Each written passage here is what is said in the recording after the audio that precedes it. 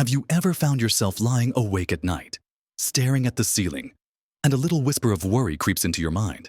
A worry you might not even fully articulate to yourself, let alone to others, as we journey into our 80s and beyond. Life often presents unique challenges that many of us face in silence. We've lived full lives, seen so much, but sometimes new anxieties emerge that we rarely voice out loud, perhaps out of pride, or simply because it feels too vulnerable.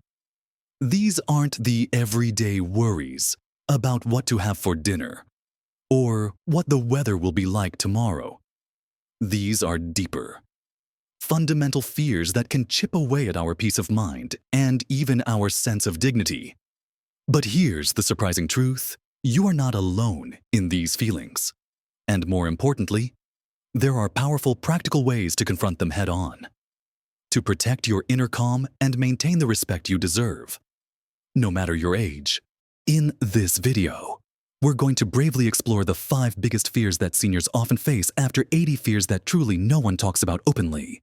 More than just identifying them, we'll discover real, tangible strategies rooted in everyday wisdom to help you navigate these challenges and live your later years with unwavering peace and dignity. We'll talk about how to keep your sense of self strong, how to manage daily life when things feel uncertain, and how to maintain meaningful connections that uplift and support you. Stay with me until the very end, because I promise, there's something waiting for you that might just surprise you and offer a fresh perspective on this incredible chapter of life. Let's dive right into these unspoken concerns, starting with one that touches the very core of our being: the fear of losing our independence and control. For many of us, our entire lives have been built on making our own choices, managing our own affairs, and living on our own terms. We've navigated careers, raised families, made countless decisions, big and small, always steering our own ship. The thought of a day arriving where those choices are no longer entirely ours, where decisions about our health, our home, or even our daily routines are made for us by others, can feel deeply unsettling. It's not just about physical limitations, which can certainly play a part. It's about the erosion of our identity, the feeling of losing agency over our own lives. We see others, perhaps friends or family, slowly cede control, whether due to declining health or overwhelming circumstances. And a quiet dread can set in. Will that be me? Will I be told when to eat, when to sleep, what to do, without my say in the matter? This isn't about being stubborn. It's about preserving the dignity that comes from self-determination, the inherent right to guide one's own existence. It's about maintaining our personhood, our unique way of doing things, and our established routines that bring us comfort and a sense of order. One of the most powerful shields against this fear is proactive planning. It might sound a bit formal, but it's really about having honest, open conversations now while you're fully capable and articulate. Think about outlining your wishes regarding your healthcare, your finances, and even your living arrangements. This isn't just about drawing up legal documents, though those are important. It's about articulating your values and preferences clearly so there's no guesswork later. A living will, an advance directive, or appointing a trusted power of attorney are not signs of giving up control. They are profound acts of retaining control, ensuring your voice will be heard and respected even if you can't speak for yourself in the moment. It's like setting the rules of the game while you're still strong on the field, ensuring the game is played by your rules, not someone else's. Taking these steps provides immense peace of mind, not just for you, but for your loved ones, as they will have clear guidance on how to honor your wishes. Beyond formal documents, it's about actively working to maintain your physical and mental capabilities for as long as possible. Small, consistent efforts make a huge difference here. Regular movement, even gentle walks around the garden, chair exercises, or simple stretches helps preserve mobility, balance, and strength, reducing the risk of falls and keeping you independent longer. Engaging your mind with puzzles, reading widely, learning new things, perhaps a new language, a new skill online, or even just exploring a new topic, keeps your cognitive gears well-oiled and sharp.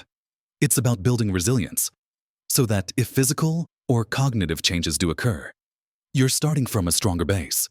Remember, every little bit you do for yourself now, every walk, every book read, every new piece of information absorbed, is an investment in your future freedom and autonomy. These daily habits, seemingly small, weave together to form a protective fabric around your independence.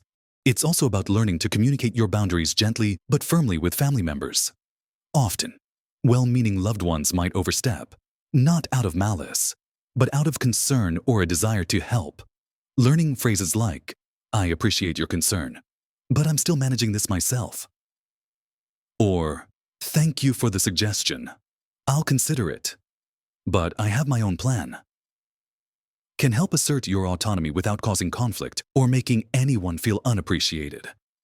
It's about being an active participant in your own care and your own life, not a passive recipient of decisions made for you. It's about showing that you are still the captain of your ship, even if you sometimes need a bit of assistance navigating the waters.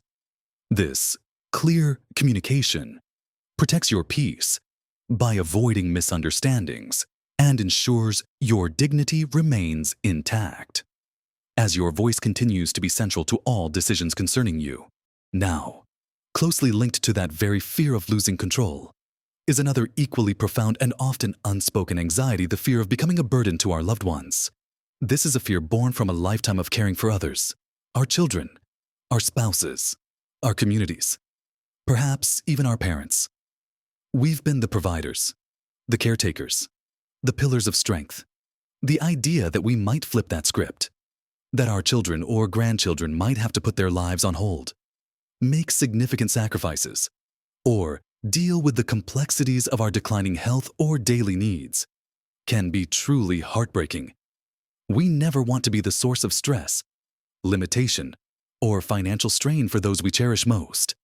This fear isn't about selfishness. It's about profound love and a deep desire not to impose on the lives of others.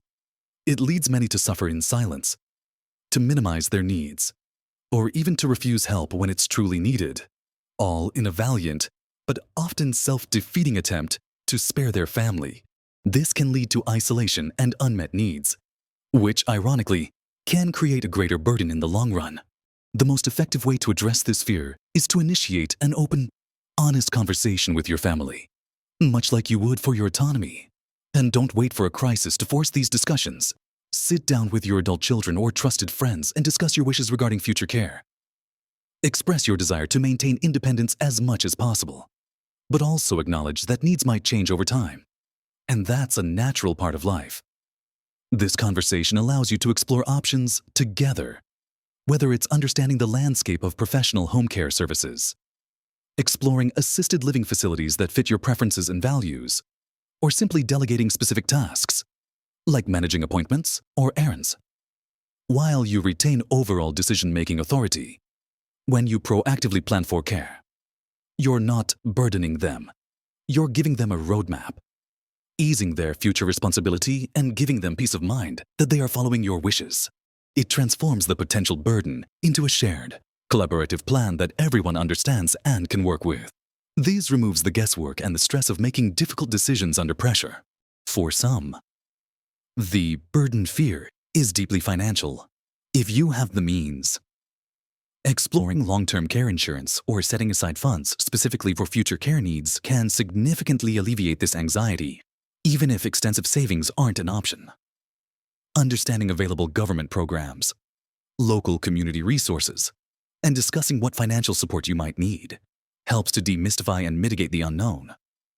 Remember, money worries affect everyone, regardless of age, and being transparent about your situation can open doors to creative solutions you hadn't considered.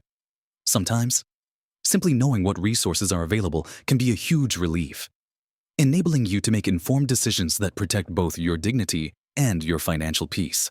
Finally, reframe what being a burden truly means. Life is about interdependence, just as you supported your family in their youth, guiding them, teaching them, and caring for them. They often want to support you in your later years. It's a natural cycle of caring, a beautiful continuation of familial love, accepting help, whether it's a ride to an appointment, a meal brought over, assistance with a household chore, or simply a listening ear, isn't weakness. It's allowing others to express their love and devotion to you. It's about building a network of support, recognizing that asking for help when needed is a strength, not a failing. It frees them to give, to feel valuable and useful, and frees you to receive. Without guilt, when you empower them to help in ways that feel meaningful to them, it strengthens bonds and enriches relationships. Rather than creating a burden, it transforms a potential source of anxiety into an opportunity for deeper connection and mutual support. We've talked about the anxieties surrounding our autonomy and our impact on loved ones. Now, let's bravely face a fear that often feels like the ultimate betrayal of self. The fear of losing our mind, our memories, our cognitive abilities. Imagine a world where familiar faces slowly become strangers, where cherished memories of a lifetime fade into a frustrating fog, or where the ability to think clearly, to reason, and to make sense of the world slowly slips away. This is a profound fear, because our minds are the very core of who we are, our personality, our history, our ability to connect with others and navigate life. We've all had those moments of forgetting a name or misplacing keys. And for those over 80, these commonplace occurrences can trigger a deeper existential dread. Is this the beginning? Will I lose myself? Will I lose the ability to recall the stories that define me, or to recognize the people I love? The dignity of thought, the ability to articulate our feelings, to recall past events, to learn, to reason. These are treasures we guard fiercely, and the thought of their erosion can be truly terrifying and isolating. While no one can guarantee immunity from cognitive decline, we can absolutely build a strong, resilient brain and give ourselves the best possible chance. Think of your brain like a muscle. It thrives on exercise and stimulation. This isn't necessarily about forcing yourself to do difficult crossword puzzles every day, though those can certainly help. It's about genuine engagement and continuous learning. Learn a new skill, perhaps a musical instrument you've always admired, a language that fascinates you, or even how to use a new app on your phone that connects you with family or interests. Read widely across different genres. Discuss ideas with friends. Join a book club or a community group that challenges your thinking and introduces you to new perspectives. Engage in creative pursuits like painting, writing, knitting, or crafting. The key is novelty and complexity. When you learn something new or engage in complex thought, you create new neural pathways, strengthening your brain's ability to adapt, maintain function, and even potentially compensate for age-related changes. It's about keeping curiosity alive, treating every day as an opportunity for mental growth and expansion. What's good for your heart is often good for your brain. Regular physical activity, even moderate walking, gentle dancing, or stretching, improves blood flow to the brain, delivering vital oxygen and nutrients that keep brain cells healthy and functioning optimally. Prioritize foods rich in antioxidants, omega-3 fatty acids, and essential vitamins. Think colorful fruits and vegetables, leafy greens, fatty fish like salmon, nuts, and whole grains. Reduce processed foods and excessive sugar, which can contribute to inflammation. It's not about strict diets, but conscious choices that nourish your body and brain. Think of these as building blocks and premium fuel for your brain, helping it to function optimally and potentially protect against age-related decline. Furthermore, sleep plays a critical role in memory consolidation and brain health. Prioritize consistent, quality rest, creating a calming bedtime routine to ensure your brain has time to repair and rejuvenate itself. Finally, isolation is a silent enemy of cognitive health. Maintaining strong social connections and a sense of purpose are incredibly protective factors for your mind. When you engage with others, you're constantly processing information, responding, empathizing, recalling details, and problem-solving, all complex cognitive tasks that keep your brain sharp. Find ways to stay connected. Regular visits with family and friends, joining local community groups or clubs, volunteering for a cause you care about, or even participating in online forums or virtual classes. A sense of purpose, whether it's through a long-held hobby, helping others, mentoring someone younger, or even just tending a garden gives your brain a reason to stay active and engaged, fostering a sense of accomplishment and meaning that benefits both your mental and emotional well-being. Knowing you contribute, no matter how small, fuels your spirit and your mind. Our minds are precious, and so are our connections. Moving on from the fear of losing our mental faculties, let's explore another very human and often lonely fear, the fear of being truly alone, of being forgotten by the world. As we age, our social circles can naturally shrink. Friends move away or pass on. Family might live far away or become busy with their own lives and responsibilities. This can lead to a quiet, insidious fear. The fear of profound loneliness, of having no one to share a laugh with, no one to confide in, no one who truly remembers you or cares if you're there. It's not just about physical solitude, it's about the emotional isolation, the feeling of fading into the background, becoming invisible to the wider world.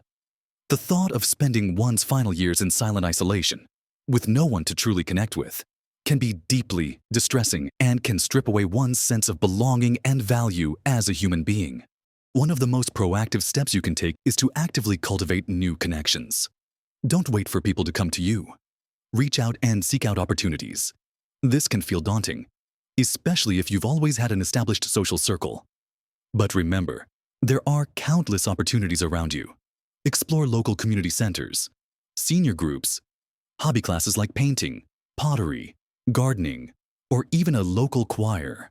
Volunteer organizations that align with your passions, or even faith-based groups. These are natural places where people with shared interests gather and new friendships can organically bloom. Start small, simply attend an event. Introduce yourself to one person, and be open to conversation. Even online communities, when carefully chosen, can offer valuable connection and support. As long as they are safe and positive environments, the goal isn't to replace old friends, but to build new, vibrant connections that enrich your life today and provide new perspectives and shared experiences. While seeking new connections, don't forget to actively nurture the relationships you already have. Make an effort to call family and friends regularly, send cards or thoughtful emails, or arrange visits whenever possible. Even short, consistent check-ins, a 5-minute phone call, a quick text message can make a huge difference in maintaining bonds and reminding people you are thinking of them. Share stories, listen deeply when they talk, and be truly present in your interactions. Remember, friendship and family ties are a two-way street. Offer support and connection to others too, letting them know you care. Sometimes, simply expressing your appreciation for someone in your life can deepen the bond and reassure you of your important place in their world. It's about tending your garden of relationships so it continues to flourish and provide you with comfort and joy. Finally, embrace technology for connection. If you're not already comfortable, consider learning to use video calls like FaceTime or Zoom to connect face-to-face with distant family and friends. Seeing their smiles and hearing their voices makes a huge difference compared to just a phone call.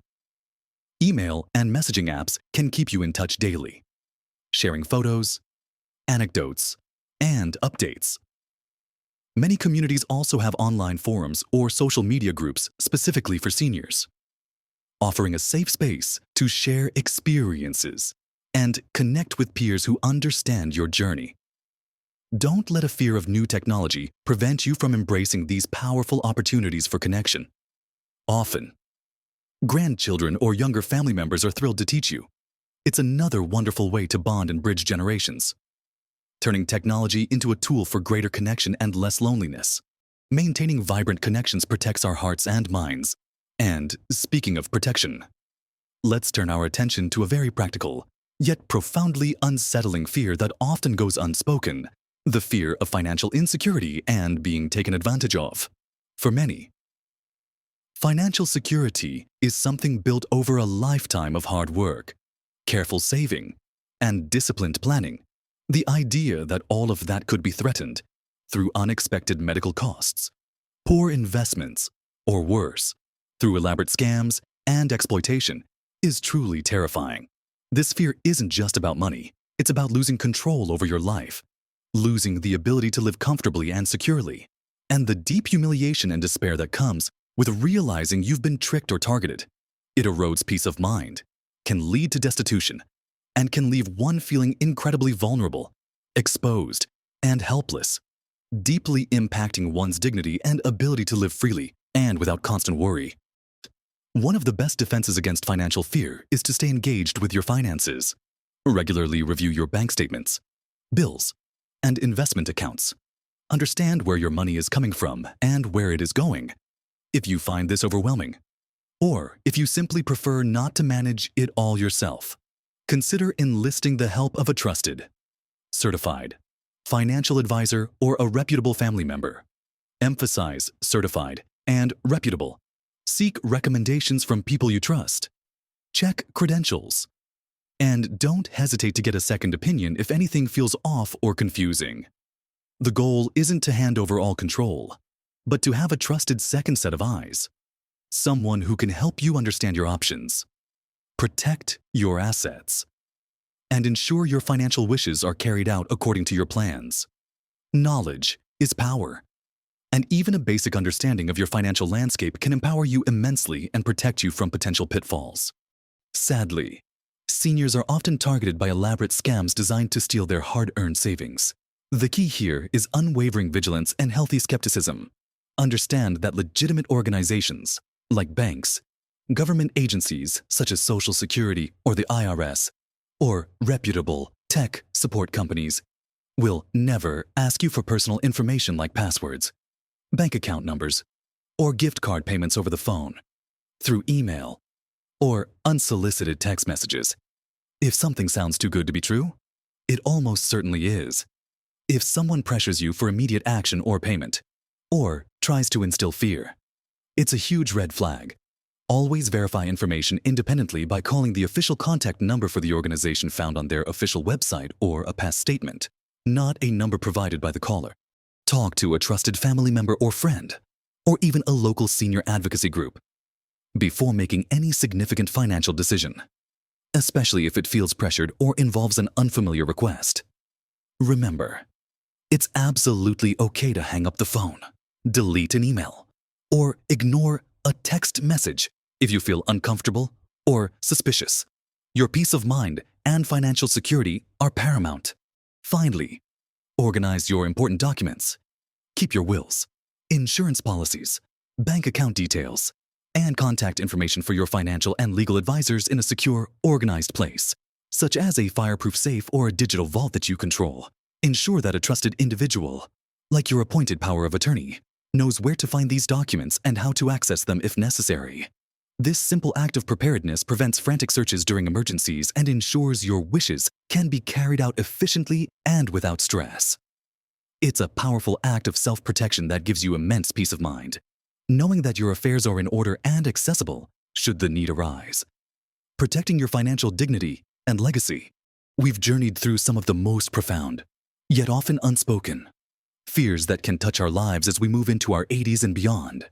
We've acknowledged the quiet anxiety of losing our autonomy, that deeply personal dread of not being able to make our own choices and guide our own destiny. We've bravely confronted the fear of becoming a burden, the heartbreaking thought of imposing on those we love, and instead found ways to foster mutual support. We've talked about the truly unsettling prospect of losing our cognitive clarity, our memories, and our very sense of self, and how to actively safeguard our minds. We've also shone a light on the profound fear of being alone and forgotten, of fading into invisibility, and discovered the joy of actively building and nurturing connections. And finally, we've tackled the practical, yet dignity-shattering fear of financial vulnerability and being taken advantage of, emphasizing vigilance and smart planning. But remember, in discussing each of these, we didn't just name the fear. We uncovered practical, compassionate ways to build resilience and protection around each one, whether it's through proactive planning and clear communication to safeguard your autonomy. Fostering open, loving conversations with family to address the burden fear. Actively engaging your mind and body to protect your cognitive function. Intentionally cultivating new and old connections to combat loneliness. Or staying vigilant and organized with your finances to prevent vulnerability Each step is a powerful declaration of your ongoing worth, your unwavering self-respect, and your deep commitment to your own well-being and dignity. It's easy to feel overwhelmed by these big anxieties. But here's the beautiful truth: you hold more power than you realize. Every single day, you make choices that contribute to your peace, your dignity, and your ability to live life fully. Small, consistent efforts truly compound into immense strength and profound change. It's not about avoiding these fears entirely, because some aspects of aging are simply part of life's journey, a natural progression we all experience. Instead, it's about building a robust internal and external framework that allows you to face anything with a sense of preparedness, calm, and unwavering self-possession. It's about knowing that you have taken thoughtful steps, that you have a plan, and that you are surrounded by resources and often by people who genuinely care and want to support you. Your age is not a limitation. It's a testament to your resilience, your wisdom, and a foundation upon which to build new chapters of meaning, joy, and peace. You are vibrant, you are valuable, and your peace is absolutely within your control to protect and nurture. I genuinely hope this conversation has resonated with you. Perhaps it's brought to light a fear you've held silently. Or maybe it's affirmed feelings you've already been navigating and given you new tools. Your experiences are incredibly valuable, and sharing them can help so many others who might be feeling the same way. So please, I invite you to share your thoughts, your own strategies for peace and dignity, or even just a word of encouragement for others in the comments below. Let's build a supportive community where these important conversations can thrive, where we can learn from each other and uplift one another. If this video offered you some comfort, some practical guidance, or simply made you feel a little less alone in your thoughts, please consider giving it a thumbs up. That really helps us reach more people who need to hear this message. And if you're looking for more content focused on living your best life at every age, protecting your well-being, and finding joy and purpose in every season, then I'd be honored if you subscribe to our channel. Hit that subscribe button and the notification bell so you don't miss out on our future videos. Remember, this journey through life, especially in our golden years, is an extraordinary one. It's filled with wisdom, unique experiences, and the profound capacity for continued growth and happiness. Embrace each day with curiosity, with self-compassion, and with the unwavering conviction that you deserve to live with profound peace and unwavering dignity. Live your best life every single day, at every single age. Thank you for being here and for sharing this journey with me.